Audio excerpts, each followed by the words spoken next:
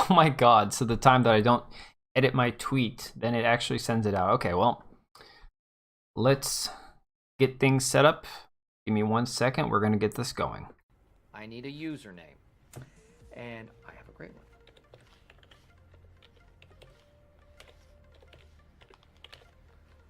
Little Kid Lover. That way people will know exactly where my priorities are at. By the way, he gave me permission to touch him. Actually talking about there at the NRA meeting that's today in Texas. Someone should bomb that building. Day 66, being a girl, and today I'm in nature. Trees, I love them. Water, lakes, I love them. Heels, they're my hiking heels. I love them. I'm shocked by it, so I'm up here bashing it because I don't like gay people. I don't like them putting chemicals in the water that turn the friggin' frogs gay. Do you understand that? Serious crap. Everybody is going to get to know each other in the pot. I'm serious about this stuff. What a stupid son of a bitch. I enjoy having breakfast in bed. I like waking up to the smell of bacon. Sue me. How dare you? And your favorite dish? My favorite dish? I like mugs because they're very comfortable in your hand and they hold hot things. Describe your perfect date. I'd have to say April 25th.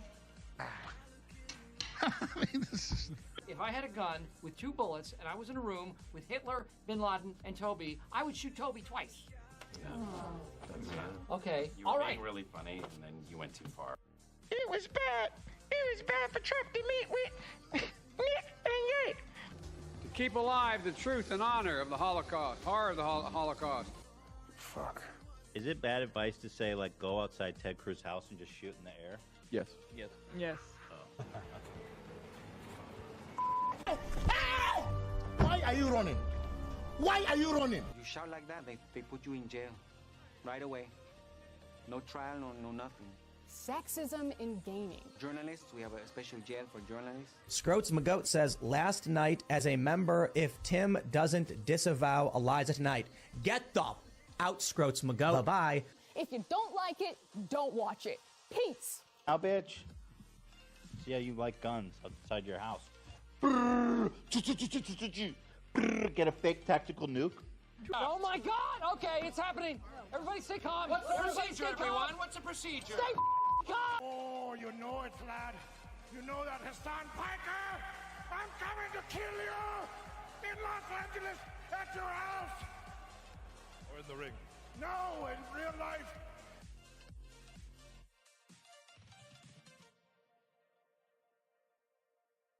That just cracks me up every time. No, in real life. Oh, I thought I had my cat camera set up on this one. Oh, hang on, I got it. I got you covered. There's Tucker. He's just tuckered out.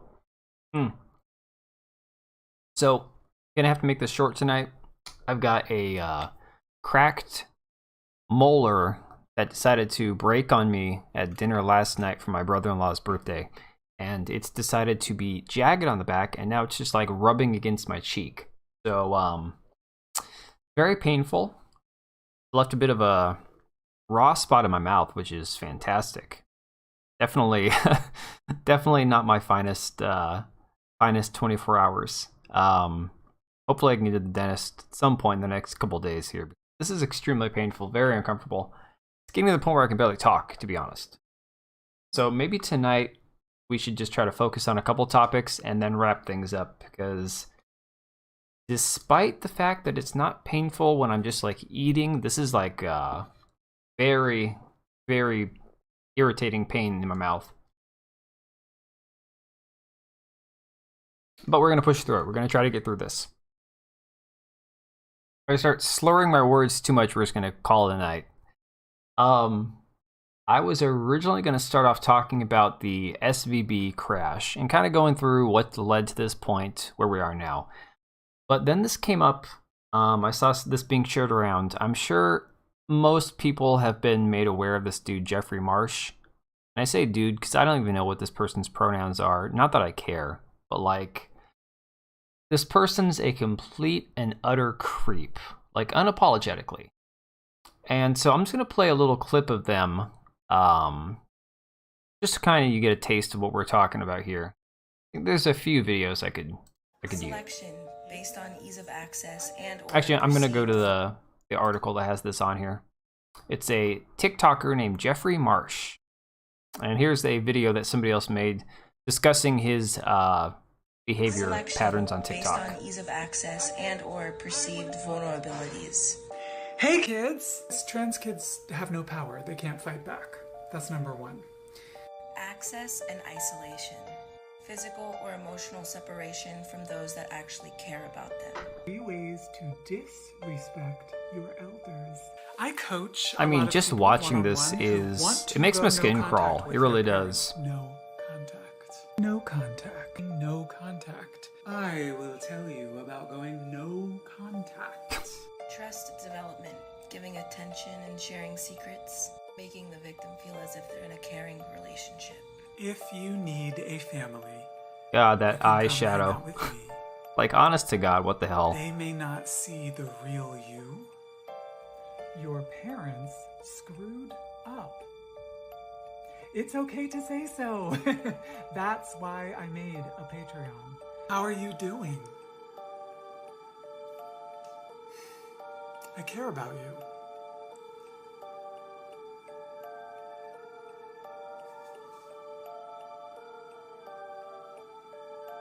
This is just like really unnerving. Are you okay?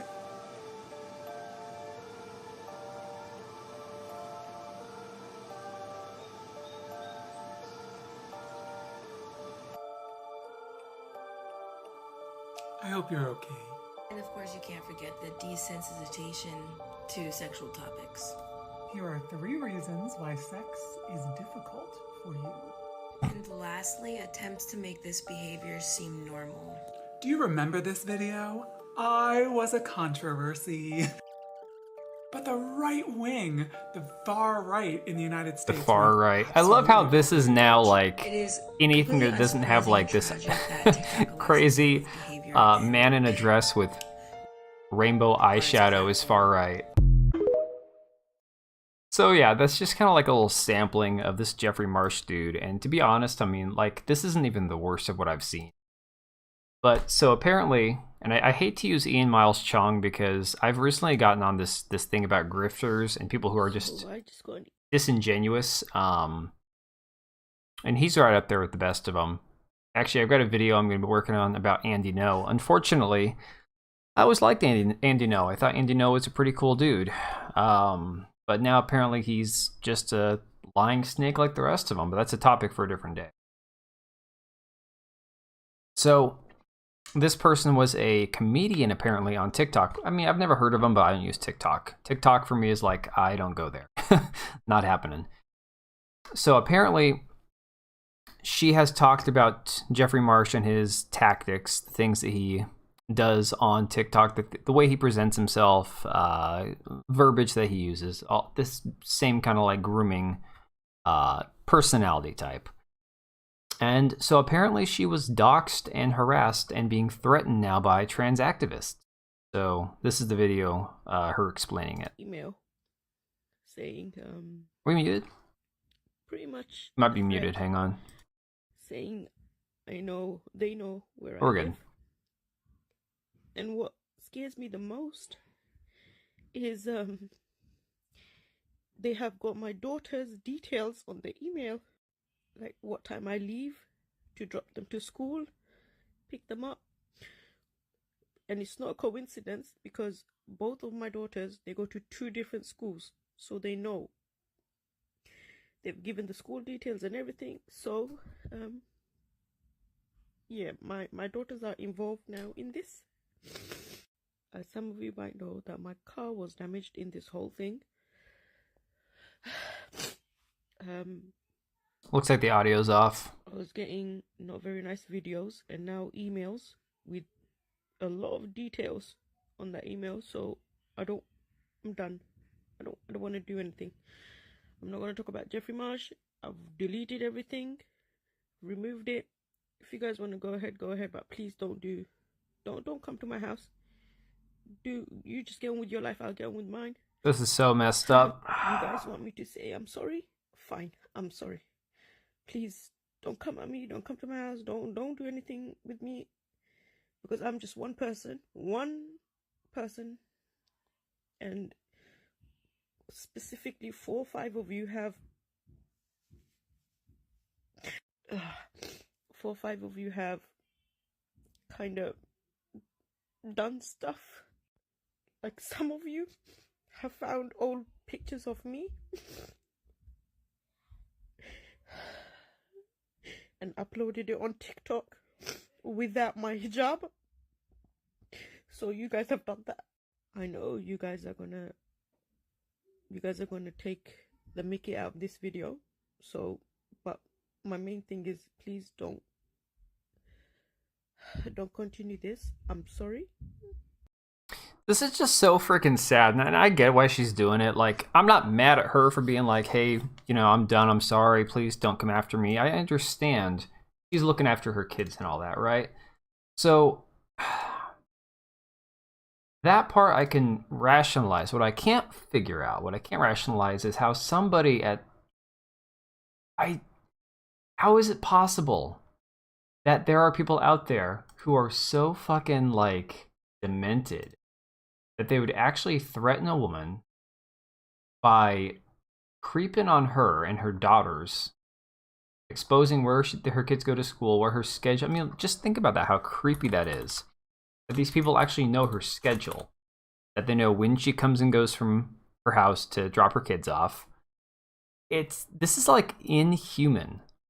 They want to talk about how, like, the push to do away with the surgeries on minors and the gender affirmation surgeries in general and the hormone replacement therapy and the puberty blockers and all that, how that is dehumanizing. This is more dehumanizing than anything you could ever do to protect kids. I'm sorry, this is so messed up. Sorry, I'm fixing some things. I tried to get Streamlabs to connect to my YouTube like for 20 minutes, restarted my router, my computer, my whole thing, so I'm like massively behind on getting some of this stuff. So give me 1 second, guys.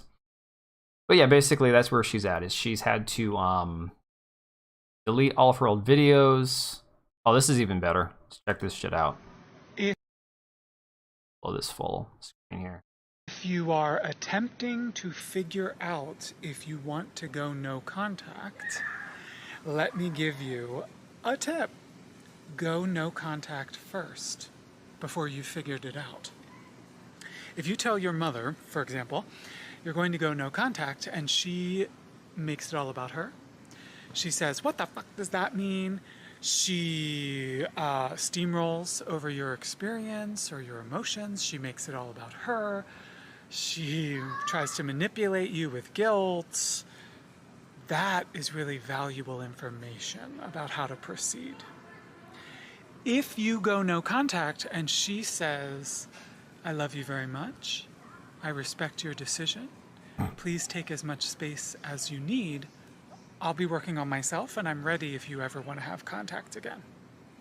Because that's how parents respond, right? I'm sorry, I'm a parent. My kid, 16, 17, 18 years old, even if they're 25 years old, if their first response is, I'm trying to figure some stuff out, so I want to go non-contact, yeah, that's not going to flow with me. I'm sorry. That's not going to go well.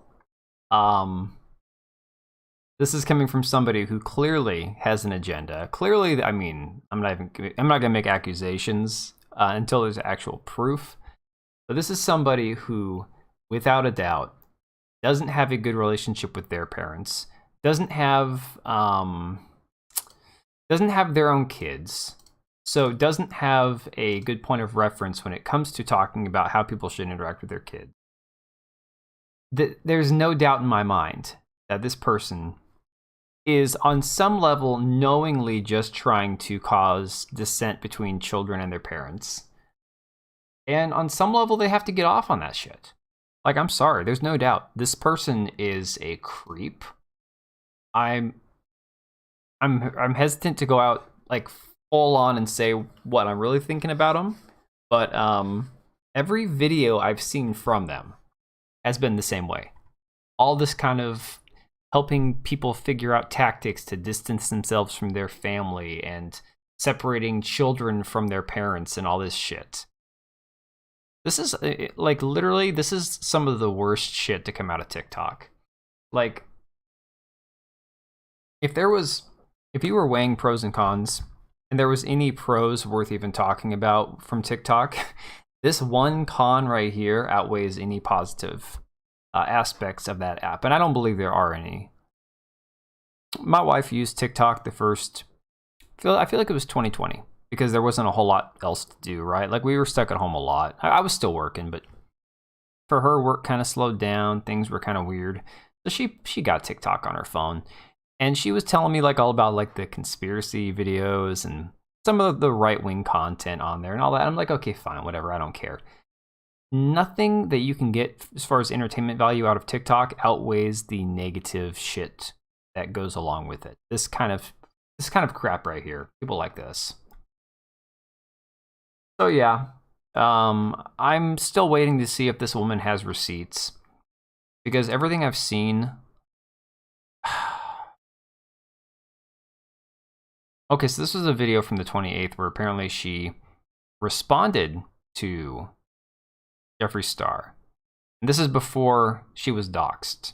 Clearly you could tell she was way more like vibrant and antagonistic and stuff. Damn, this is unreal. But of course, he didn't tell anybody to do it, so nothing's going to happen to him. Alright, well, enough about this creep. Let's get really black-pilled. Let's talk about the Silicon Valley Bank crash. What is also that? There's another one too that crashed. Is it that? What's the name of that one? Why is my internet being so screwy? That's really weird. Signature Bank. There we go. So Signature Bank is the next one that apparently is closing, or at least putting on hold. I don't know. They said that they were reviewing it and they found systemic risk with this bank. But the funny thing is, like, before we get into like the SVB, the possible Bank of America is the next one they're saying could be one of the possible ones to close. People have been like going back and forth about, oh, it's the deregulation under Trump, or it's this, or it's that. And it's like, okay, well, what's the reality behind all this?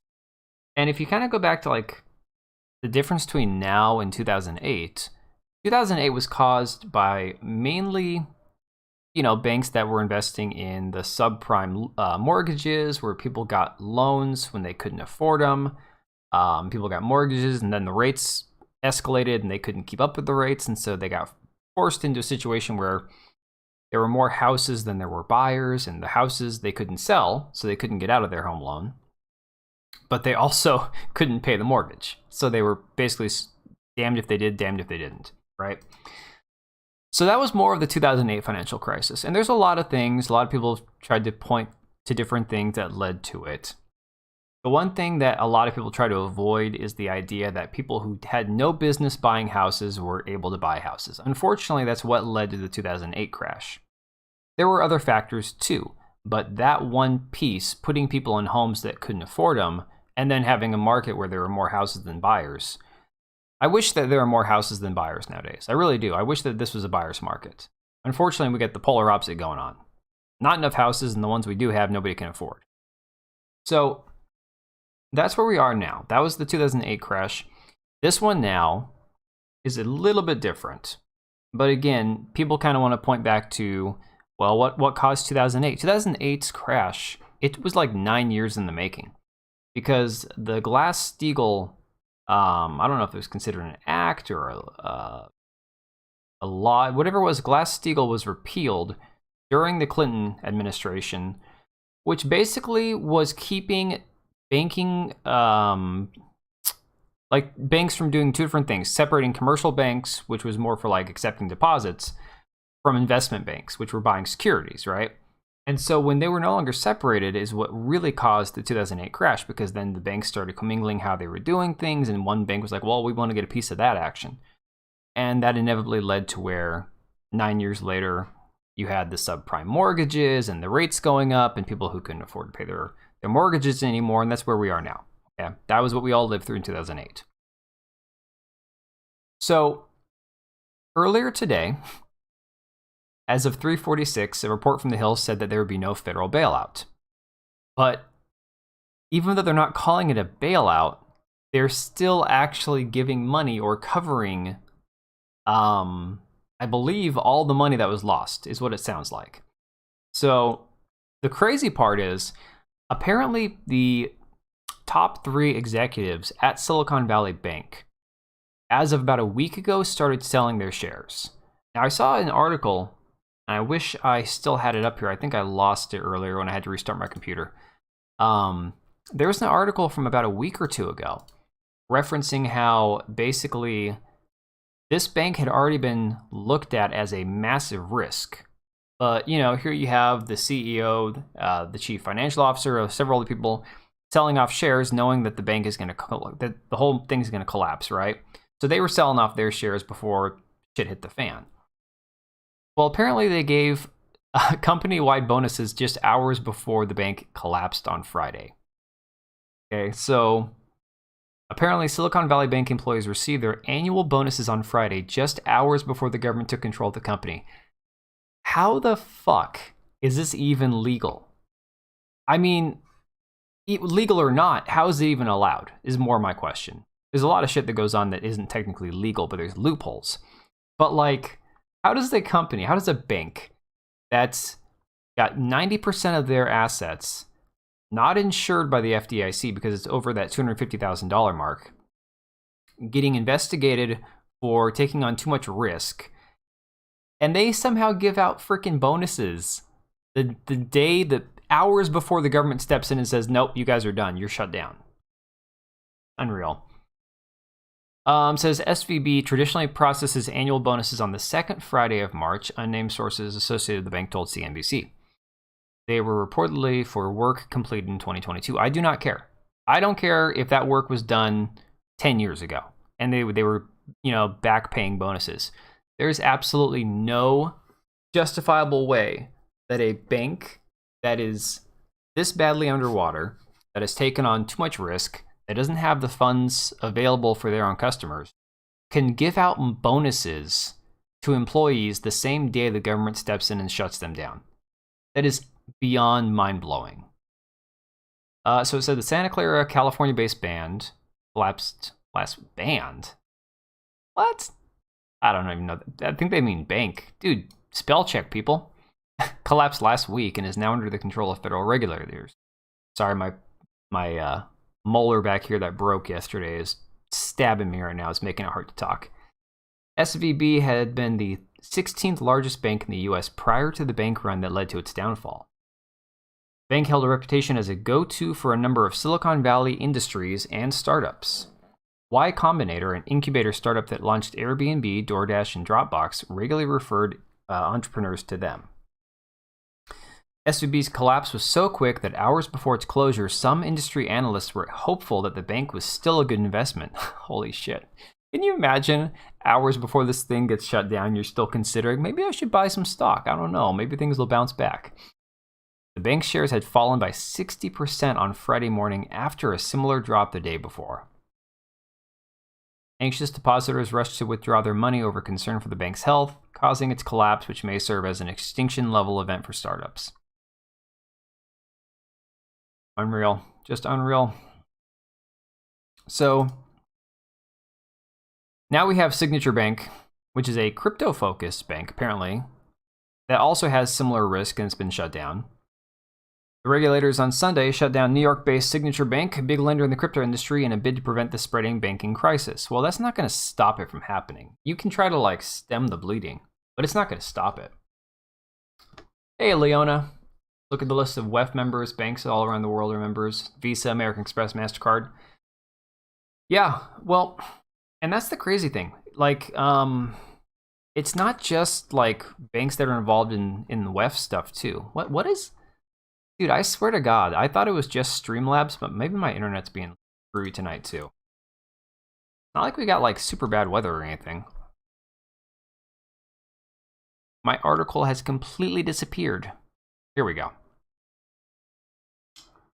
So, on the topic of, let's pause on this a second and kind of discuss this whole ESG, the WEF, all this like wokeness and shit going on in banking, right? Because we've seen things like PayPal, Square, we've seen Patreon, we've seen different funding websites, Kickstarter, Indiegogo, all these different companies that have shut down accounts of people that don't politically align with them, right? So we've seen this before. All of this wokeness, this ESG, this basically a social credit system that's being implemented like what China has with the CCP. This has been infecting, Vanguard, BlackRock, all these hedge funds, all these investment firms, and those are the guys calling the shots, right? The tech and major banks are owned by the same businesses. WEF had survey questions in Chinese-owned buy and sell platforms in Malaysia. I believe it, 100%. I don't know why I'm not seeing chat down here in my Streamlabs thing. Things are really screwed up tonight. I'm even amazed my stream is currently going. It took me about 20 minutes to get things actually up and running. No idea what's going on. Anyways, but long story short, the one thing I think is being lost in all of this is a lot of people have responded and said no bailout because these banks are all corrupt. They're all pushing the ESG shit, so just let them fail. No bailout. And they are correct. People are right in saying that. I don't want the government to bail the banks out. I think the banks have done this to themselves. I think that if they collapse, it'll hurt for a while, but we all have to get through it, right? We'll have to figure out other ways to pay our bills and do our processing and our deposits and whatever, fine. The part that has me bothered is like, okay, so my wife has an Etsy shop, right? Etsy has millions of sellers around the world. And that's just one example. Etsy is now not able to pay deposits to their sellers, people like my wife who rely on that money, because they lost all that money in this entire collapse. So yes, I don't want the government to bail anybody out. So if she loses this week's money, it sucks. It's going to hurt us. We can't afford that, but it is what it is. Do I want the government to spend more money they don't have and more taxpayer dollars? No. But there is a certain level of callousness that I'm seeing from people going, oh, well, if it hurts the banks, that's great. That's fine by me. Well, it doesn't just hurt the banks.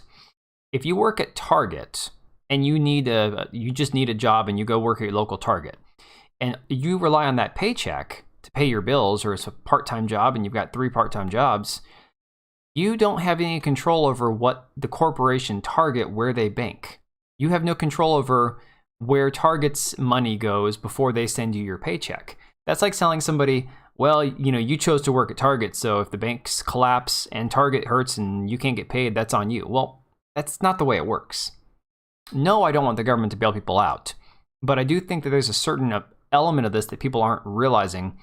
These big corporations, these not just the hedge funds, but like the actual corporations, the companies that lost money by banking with these banks that went under, can't afford to pay their employees now. Or at least if they do, they can't.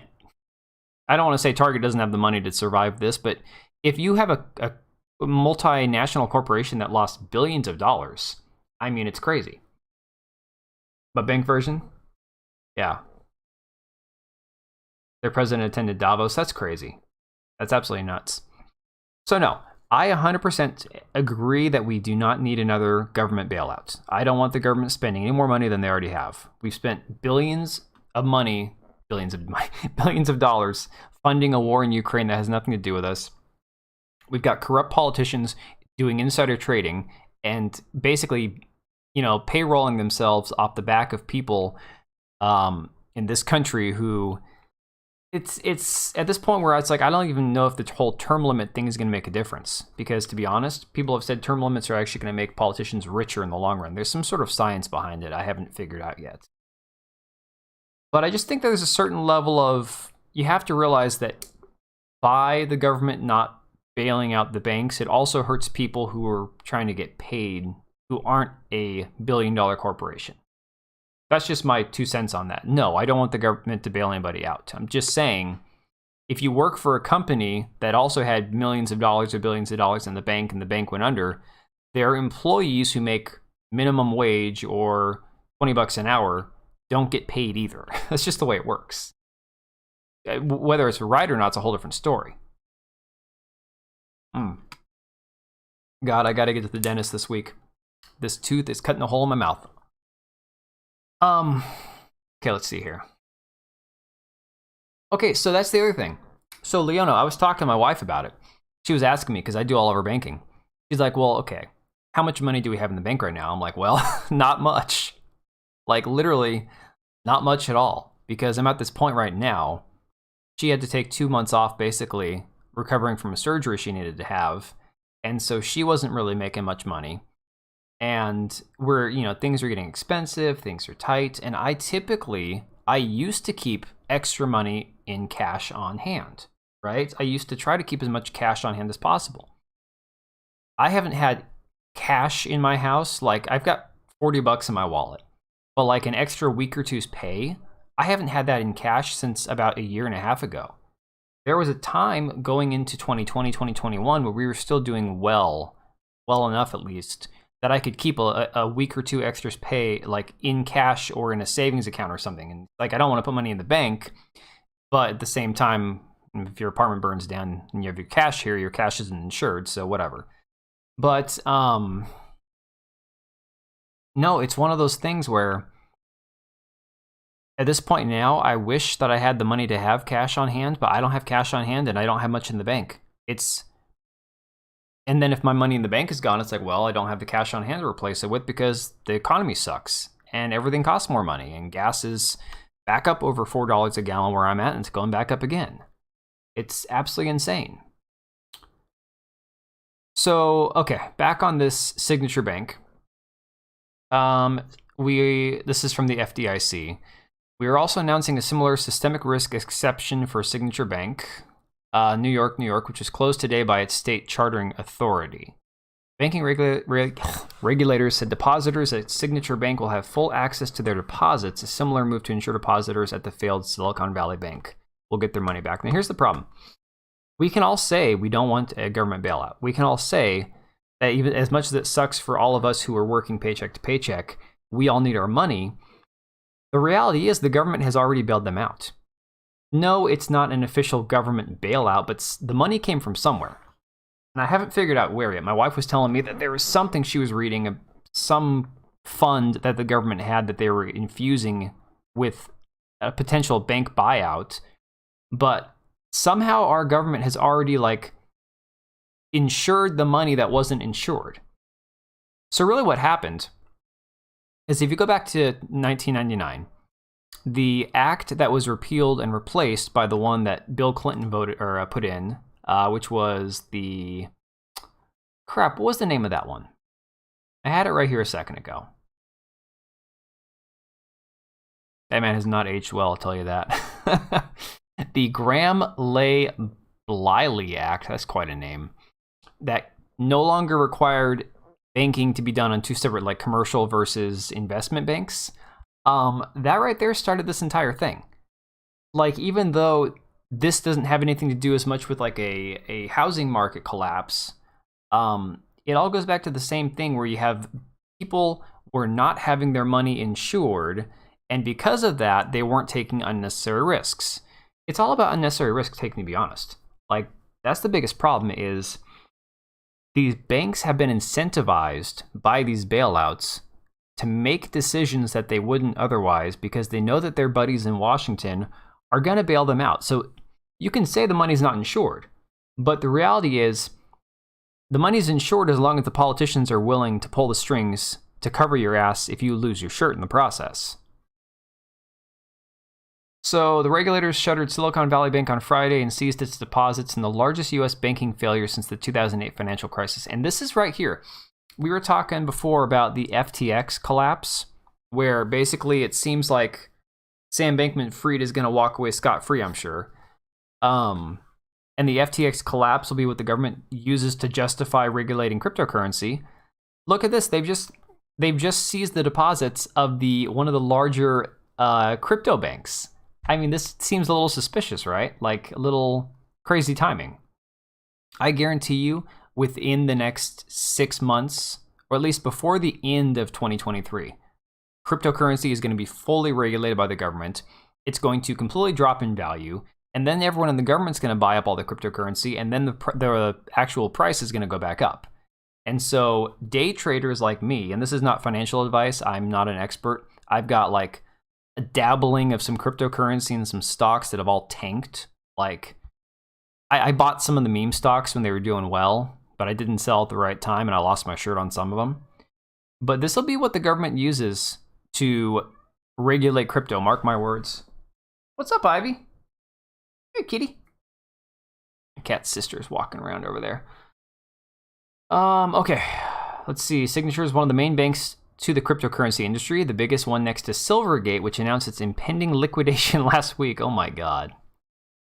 Had a market value of $4.4 billion as of Friday after a 40% sell-off this year, according to FactSet.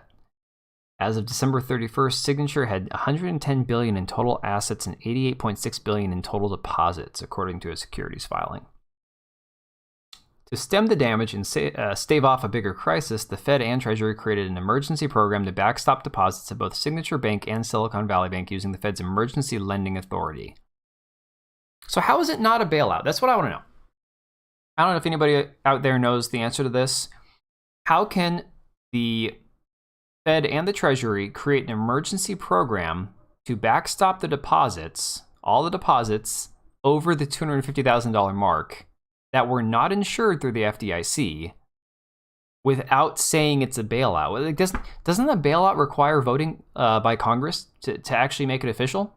It's kind of like how we had a war in Afghanistan for 20 years that was never voted on. I thought these are things that Congress had to approve. FDIC's deposit insurance fund will be used to cover depositors, many of whom were uninsured. Again, they're using the FDIC even though technically it doesn't qualify. While depositors will have access to their money, equity, and bondholders at both banks are being wiped out as senior treasury. So they're gonna gut both banks. God only knows what happens moving forward. Where do we go from here? You know, like I feel like this is just like one black pill after another. Every freaking day is just another black pill. Which one was more recent? This was from 6:16 Eastern Time. Okay, these are going to cover the same exact thing. Yeah, similar systemic contagion fears will have full access to their deposits. Yeah, so this one might go into more detail. It is funny though that Janet Yellen is the one that said that there would be no bailout. And yet here we are with the government, the Treasury, the Federal Reserve saying, "Oh, we're going to cover you guys. Don't worry. Doesn't matter that y'all fucked up. We're going to cover you."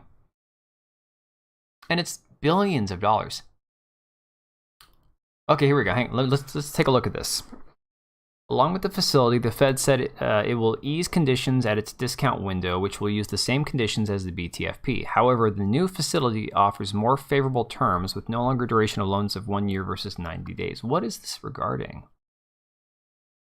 Oh, so the Treasury Department is providing $25 billion from its Exchange Stabilization Fund, that's the fund she was telling me about, as a backstop for any potential losses from the funding program.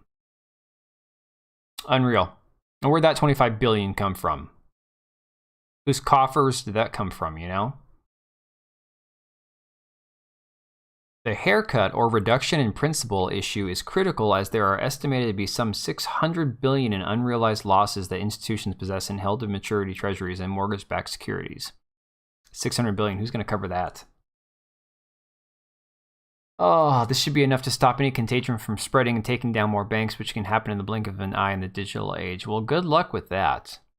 I mean, I have no reason to rush over to the bank. I don't have that much money in my checking account because all I've used it for is to pay my rent every month and pay whatever I owe. It's like, I'm not going to go rush out and pull a few $100 out of my checking account, but how are you going to stop people from doing that?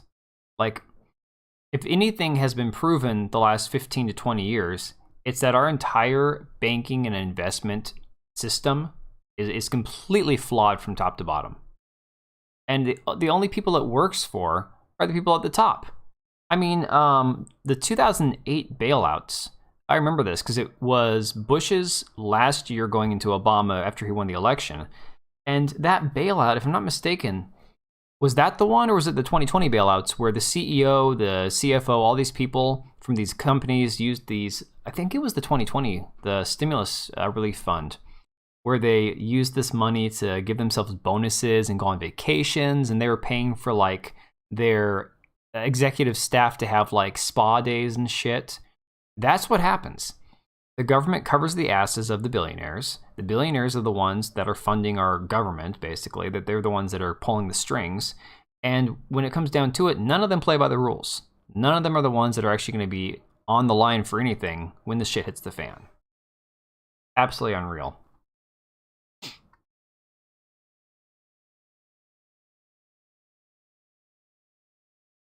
Yeah, I don't understand why cryptocurrency is up right now. That's the part that I can't rationalize in my head. President Joe Biden, here we go, praised Sunday's initiatives but indicated there would be consequences from the crisis. I am firmly committed to holding those responsible for this mess fully accountable and continuing our efforts to strengthen oversight and regulation of larger banks so that we are not in this position again. More regulation or less, it doesn't make a difference. We're going to keep repeating the same cycle over and over and over again until basically those of us who are on the bottom have no money left at all. The SVB failure was the nation's largest collapse of a financial institution since Washington Mutual went under in 2008. The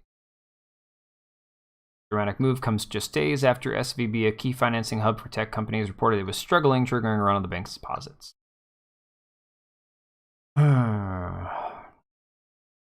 So now we have the political takes on it. So from Fox News, GOP presidential candidates react to Silicon Valley Bank collapse. I don't know why they're even calling Nikki Haley a presidential candidate. She's going to get like 0.5% of the votes. It's absolutely like, you know, everyone can run. You can run if you feel like it. It's a free country, I guess, sort of. Do what you want to. But nobody's taking her seriously.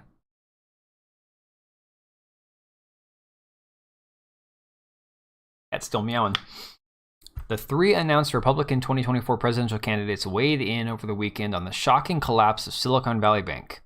Former President Donald Trump's campaign blamed the Biden administration's anti-America policies as former UN Ambassador Nikki Haley, an entrepreneur. How are they calling this Vivek Ramaswamy guy an actual candidate? That's what I want to know. Bartering. Yeah, bartering's the way we got to go. Well, and it's not just the quitting. It's the quitting after getting the golden parachute. It's the quitting after, you know, they sell off their shares of the stocks. What I want to know is, in a just world, how are these people not in jail? How are they not in prison? Because these are the ones who are actually benefiting off of the collapse, and they're getting out while the getting's still good. SVB, which had been the 16th largest bank in the US, yeah, we know is now under control of federal regulators. Yeah, we know that. So this is one that I need to actually look into, because I'm all for giving credit where credit is due, and same goes for blame. But I don't know how much credibility there is here.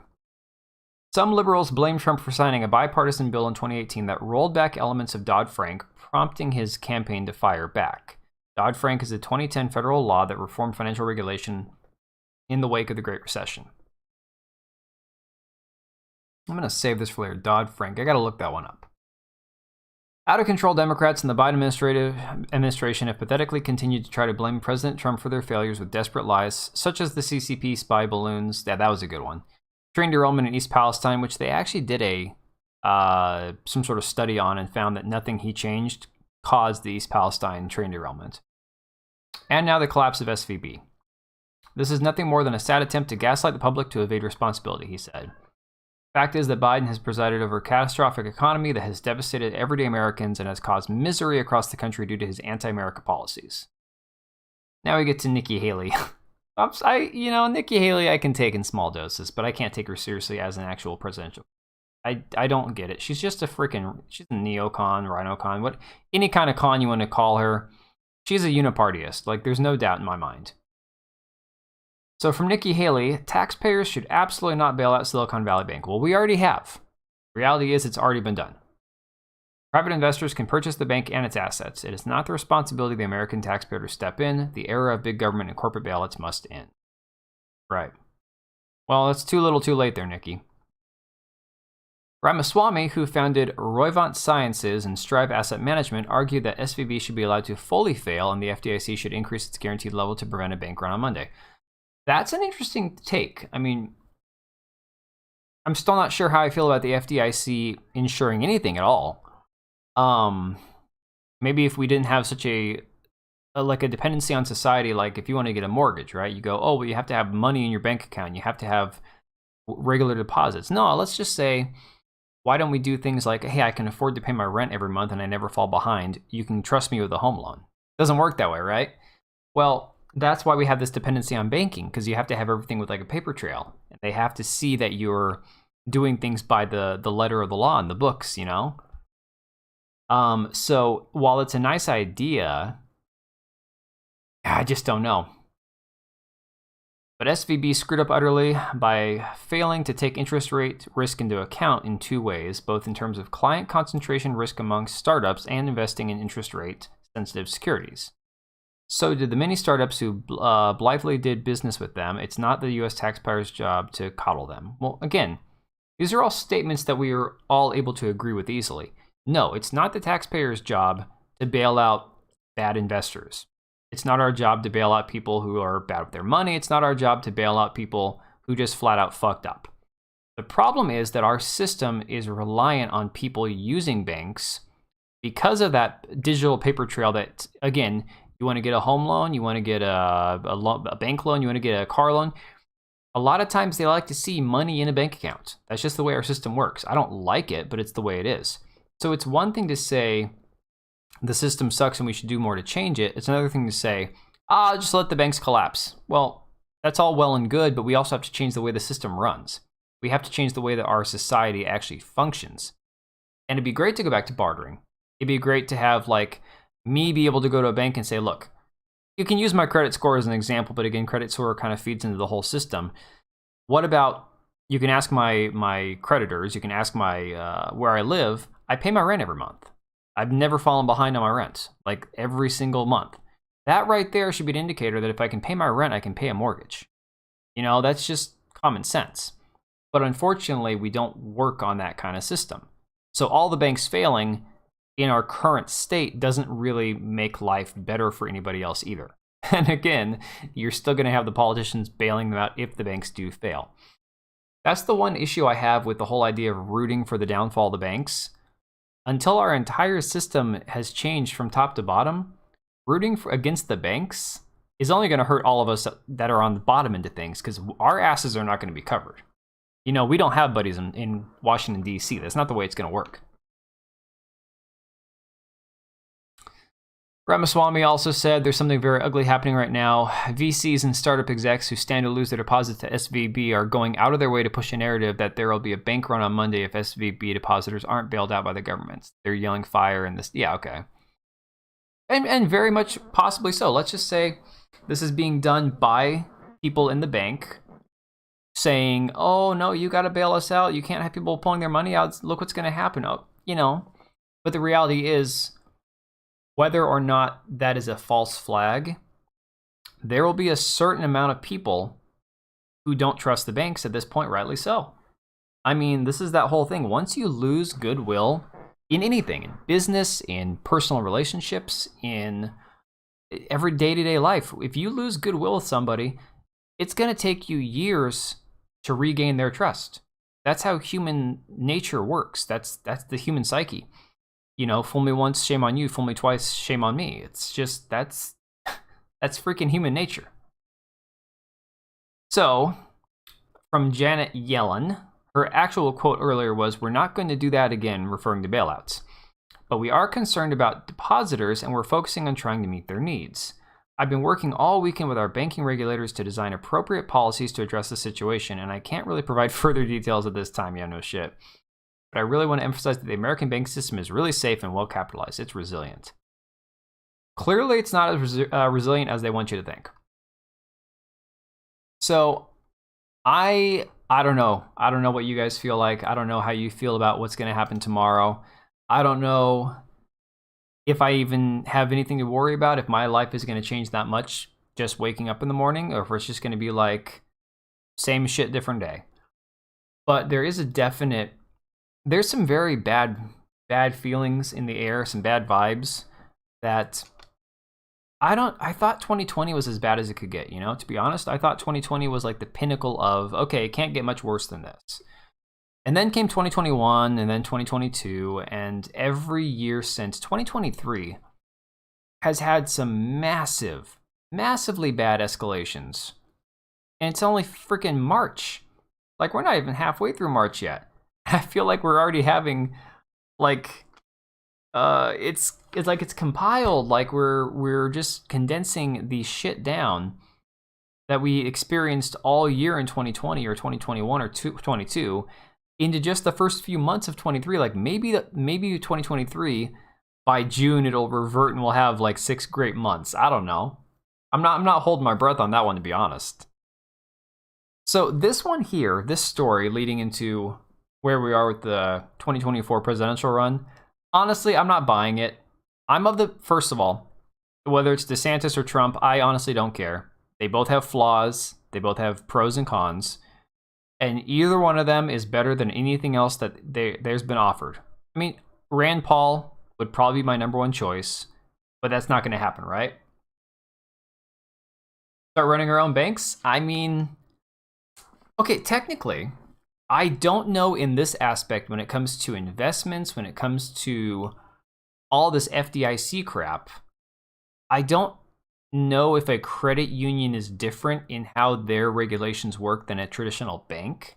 But again, the idea of a credit union is that you're a member of the bank versus a bank where you just take your money, you put into what you think is like a nice little safe box here where your money is never going to disappear, right?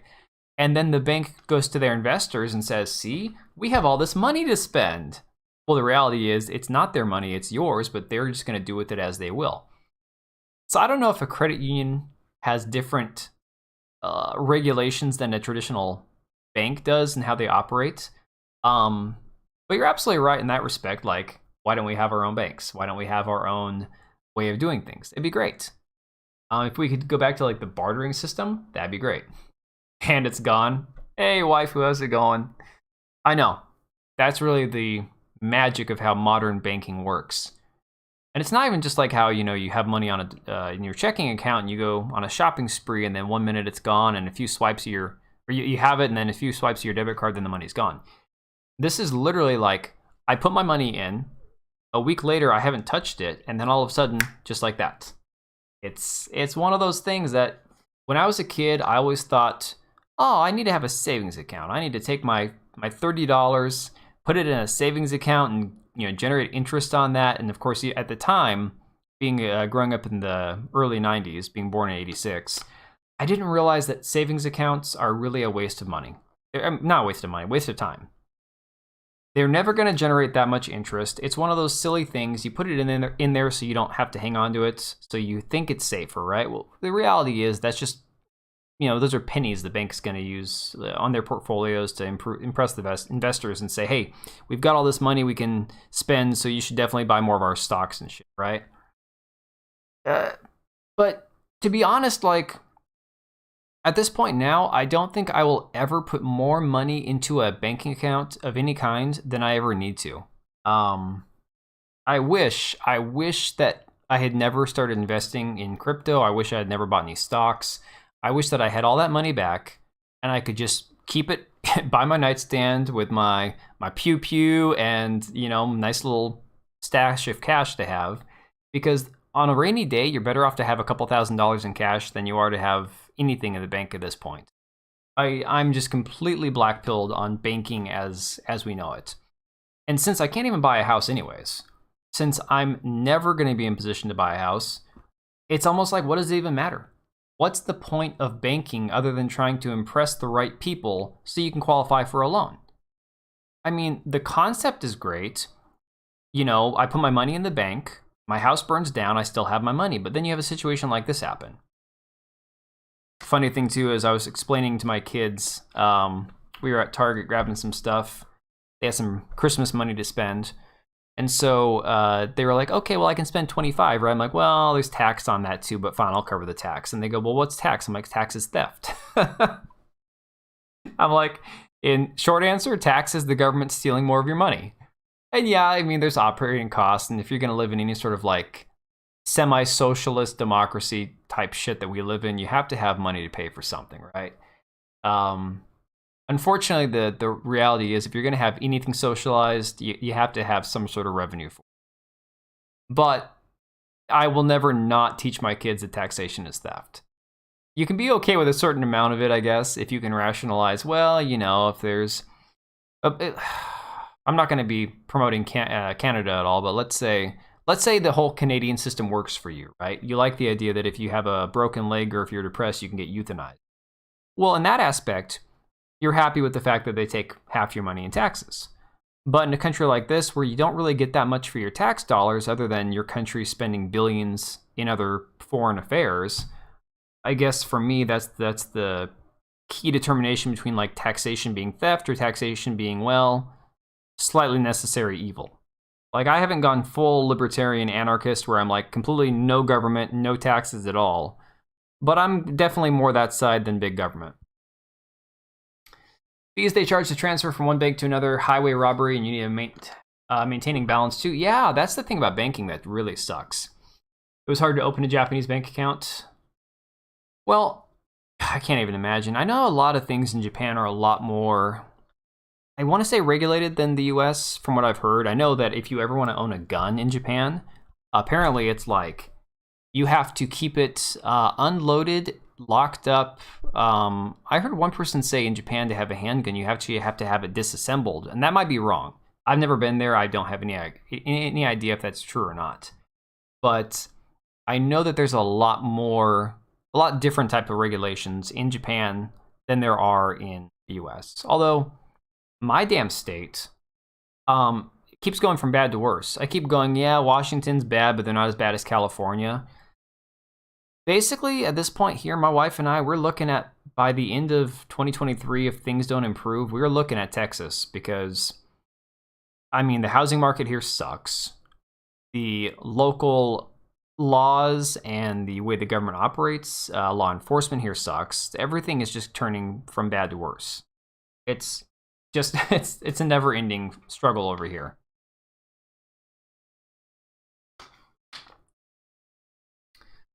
So we have, I don't even know if this is fake news, guys, to be honest. I want to say this is fake news. And again, I don't care if it's DeSantis or Trump. It could be either one of them. They both have ups and downs, but compared to what we have now, it's going to be a massive upgrade. But I want to say that part of this is definitely like opposition media trying to push the Trump-DeSantis like rivalry. But the reality is, I don't think it's a bad thing. I don't think if DeSantis decides to throw his hat in the ring, that him and Trump debating is going to hurt either one of them. I mean, look at it like the positives come out of it. Trump, he destroys DeSantis in the debates, and then Trump goes on to win the presidency, and, you know, he looks like the golden boy, right? Or DeSantis destroys Trump in the debates, or Trump wins, even though DeSantis might be better off debating him. I don't think DeSantis has the polish yet for debates, but we'll just kind of leave it as, regardless of who wins the debate, if Trump wins the presidency and does great, it's not really going to hurt DeSantis. If Trump wins the presidency and sucks, DeSantis can point to it and say, yeah, look, see, I told you I was right. I'm the guy next time. So I don't think there's a downside. Trump does better under pressure. Trump does better when he has somebody to sling mud at. And yeah, you know, it might hurt DeSantis down the road if Trump gets him really good.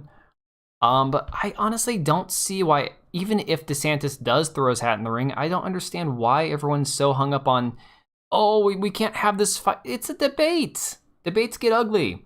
Look, the Democrats have done this for years, and it works for them. They have frickin' Bernie Sanders out there, the biggest grifter on the planet, acting like he would never vote for Hillary and how, you know, she's just this evil, vile woman. And the minute he's out of the frickin' debate, he's over there like kissing her ass. Like, give me a break. Almost like buying a brand new car. I believe it. Well, my wonderful state here in Washington used to be all right, and then they passed the magazine ban, so anything over 10 rounds is now banned. So I technically own a handgun, that I'm legally allowed to have because I already had it, but I could never buy another magazine for it because it's a 17-round magazine. My rifle, 30-round mags. I bought a shit ton of those. I bought magazines for a rifle I haven't even finished building yet because I wanted something in a different caliber, and I'm like, well, I'm not going to be able to buy a 30-round after they pass these laws. Now they are passing more restrictions for extended background checks, like that extra 3 days is going to make a difference. It's already a week in my state. On top of, there's other shit, and you know, where they're going to have red flag laws and stuff too. Basically, all this crap that's just going to make my state even more two-way hostile. But yeah, so DeSantis went to Iowa. Apparently, that means he's going to run. I don't know. I don't know if I want to buy into any of this or not. And depending on which poll you buy into, I've seen polls where they say that, you know, most polls are favoring Trump. But apparently, according to The Hill, when you have all these polls that all have the same answer, like when they all show the same thing, that's a incorrect polling system. I don't understand polling to begin with, because polling never seems to reflect real society, right? I have never been polled in my life. Not once. Not once walking down the street, not once going to work. So I don't understand where polls collect their data from. But according to The Hill, if all of your polls are leaning the same way, that's incorrect data. You have to have polls that reflect a wide variety, which I understand that they're saying you have to get a different demographic that's obviously going to vote a different way. But what happens if all those different demographics have come to the same point where they all feel the same way? Like, how is that an incorrect polling sample? Like, I don't understand this, you know? Not a lot, no DeSantis. Don't know how that affects diplomatic relations. Well, I would say that has a lot more bearing on international policy. Like, I don't think there's any way you could look at Trump internationally and say he didn't excel internationally. He did fantastic internationally. Like, looking back, the whole bump stock thing was a pretty bad thing for him to be pushing. But again, that was blowback from the Vegas shooter who just kind of mysteriously no one even talks about. The man killed 50 people, somewhere around 50, in one of the worst mass shootings we've ever had. And all of a sudden, it's like there's no security camera footage of anybody else with him. It's like he had like 25 rifles up there, and you know that one glows so freaking bad, it's like massively glowing in the dark. But yeah, so there was some shit under Trump that I wasn't thrilled about, but I definitely think the international policy side of things, he definitely excelled at. Where I find Trump to be the most untrustworthy is the people he puts around him. Like, yeah, he's got a big mouth and he's a kind of a braggart and he's a blowhard and all that. Okay, fine. You wrap your head around all that, you go, this is part of the package deal. Trump has the very abrasive personality. He thinks he's hot shit, whatever. Okay, fine. That's part of the package deal. The issue I have is he's a really bad judge of character. And I don't know if that is because of his ego. I don't know if he just doesn't care enough to actually vet the people that he puts around him. I don't know if he's just got, let's say he's got Jared Kushner or people like that who he 100% trusts, and those people are the one recommending people to him that suck. But if you remember that first year and a half that Trump was president, he hired and fired so many fucking people that it just got to be it got to be too much. It was like a joke. It was a revolving door of, you know, oh, you're fired, you're fired. It was like watching The Apprentice all over again. It was like, my TV show never left. Now he's in the White House. It got to be unreal.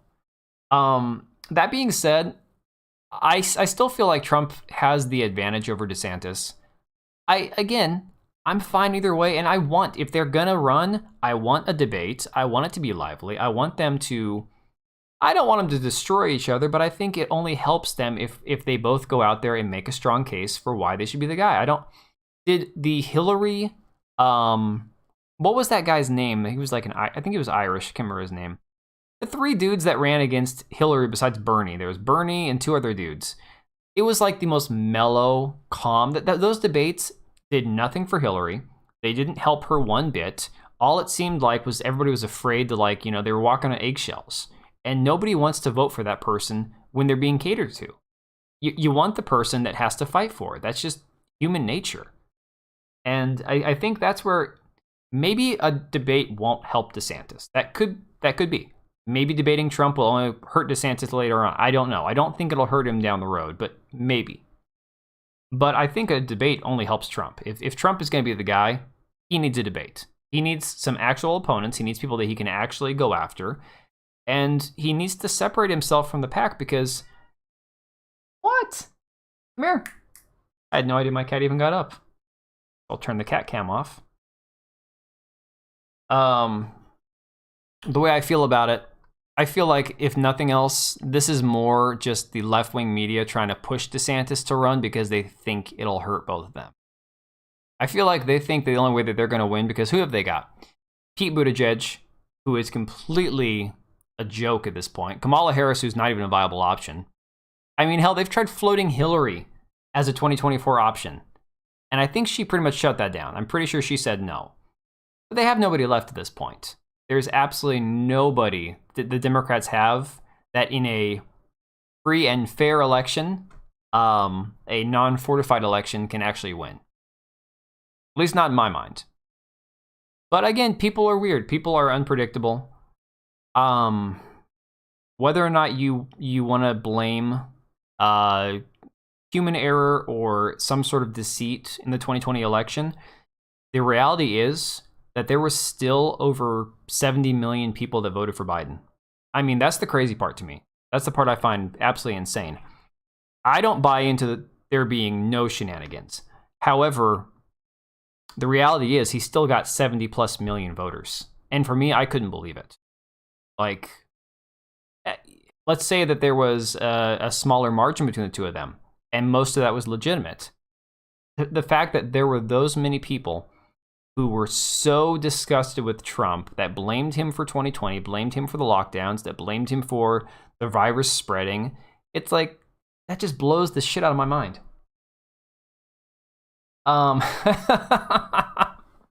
You know, I almost wish Michelle would run because the memes would be priceless.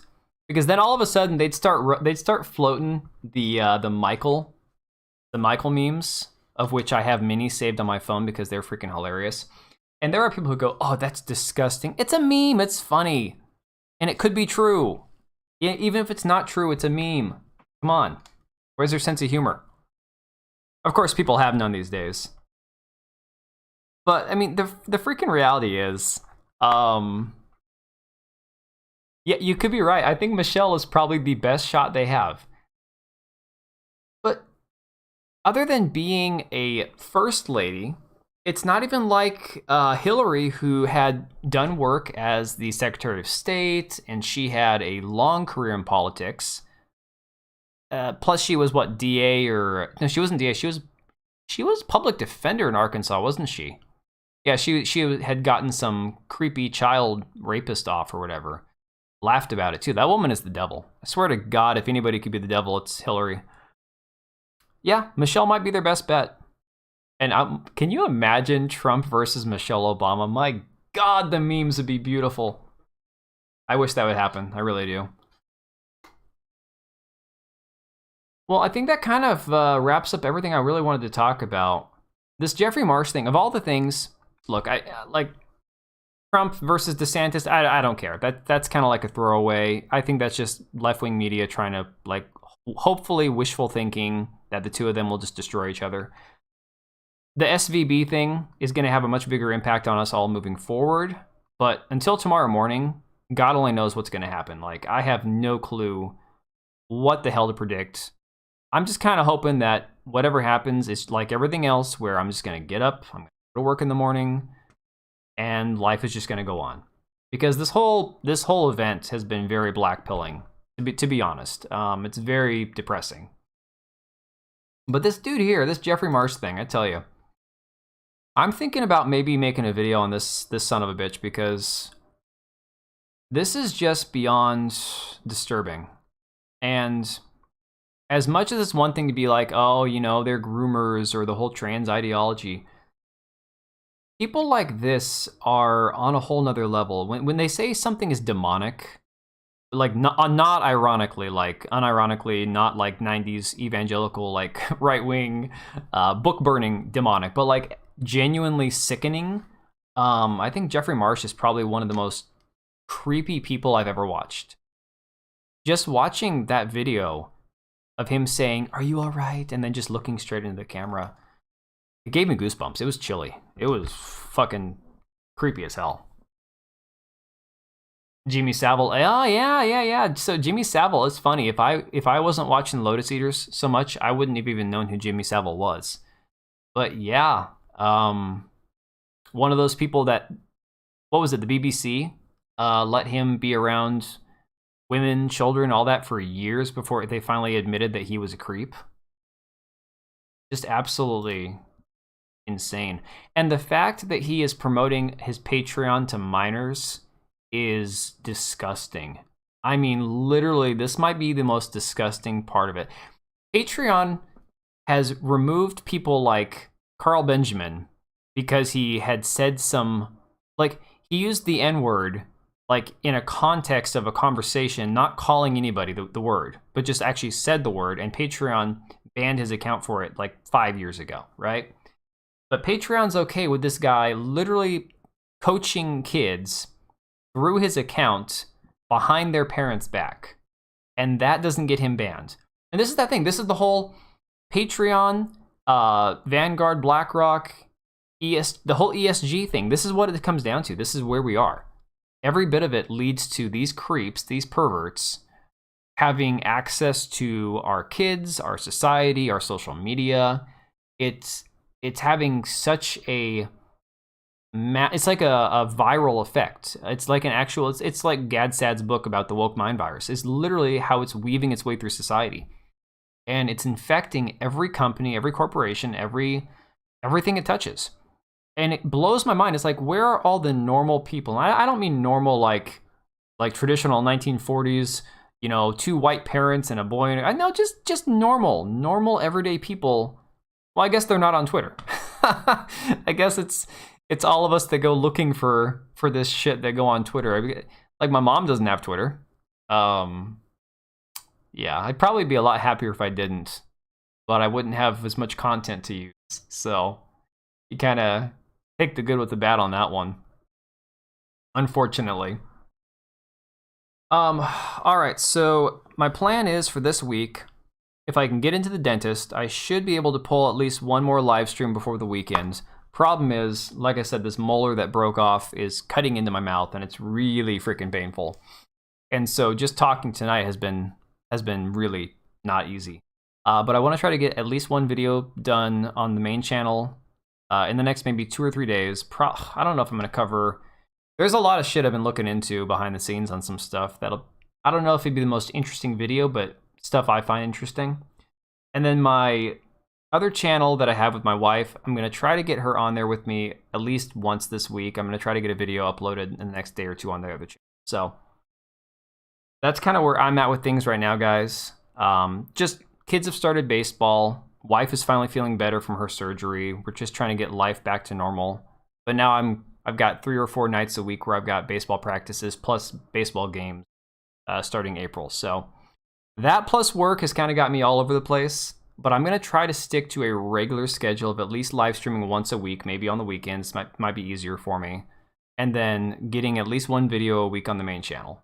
So that being said, thanks for hanging, guys. I'm going to skedaddle. I need to get some sleep. So enjoy the rest of your weekend, and fingers crossed about tomorrow. Hopefully the world continues just churning right along, because like I said, I'm not feeling too great about it, but all we can do is hope and pray at this point. I need a username, and I have a great one.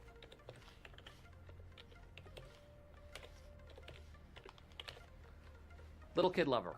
That way people will know exactly where my priorities are at. By the way, he gave me permission to touch him.